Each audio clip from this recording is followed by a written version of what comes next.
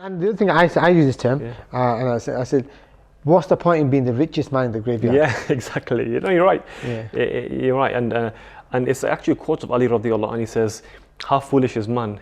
He spends all of his health trying to get wealth, then spends all of his wealth trying to get health." Yeah. It's right, you know. Yeah. And you know, as a doctor, look, you can't really buy health in a bottle. No, you can't. You just can't. It's no magic potion for health. Yeah. Prevention is better than cure. Yeah. And take your food as medicine. And absolutely, nutrition is so key. And we overeat. You know, food should be functional. And now, for the first time in human history, we're killing ourselves with food. We're poisoning ourselves with food. Yeah. For all of human history, up until the last 100 years, up until the last 50 years, rather, 1970s. Yeah. More people were dying from lack of food. From malnutrition than starvation.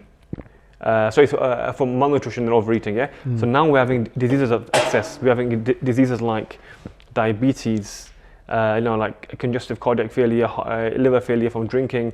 We're having obesity causing. Obesity, by the way, causes 20 cancers. Yeah. It's linked to 20 cancers. Most of the ailments, most of chronic ailments in the developed world is from overeating. Yeah, it's inflammation. So inflammation causes so many things, and we know this as doctors.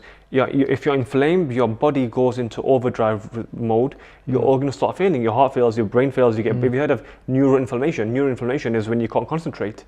You're unproductive, and people call it ADHD, and people call it all sorts of things. But it's actually you're just eating crappy processed food, which are not meant to efficiently release insulin. They're meant to just spike your insulin, bring it down, spike it, bring it down.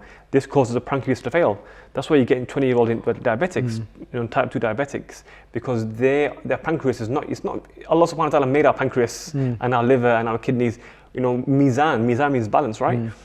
It's not designed for this upward swinging of glucose every 20 minutes from your quality streets and your Mars bars and all this kind of stuff. And then on top of that, your processed foods, and we're just bringing premature failure. So imagine, 100 years ago, let's say your pancreas would have secreted insulin 3 or 4 times a day. You had 3 meals a day, 3 or 4 times a day, So, 80, and you'd be doing that. So, it's got a let's say a shelf life of 80 years, pancreas. Because obviously we don't live to 150. The longest human in recent times has been 122, I think. We don't live to 150, okay?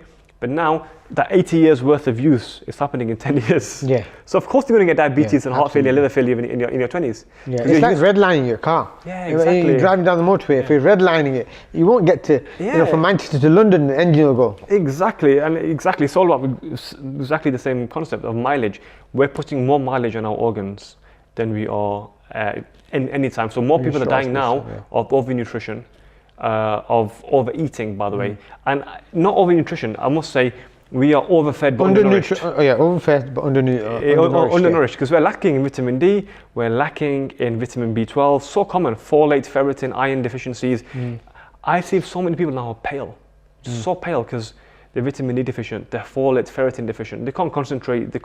Some men can't have erections in their 20s, by the way. Their test levels are crashing low. Why? Because they're vitamin D deficient. You shouldn't be vitamin D deficient. I don't know guys whose hairs are falling out, can't grow beards, their hair's all growing out in their 20s.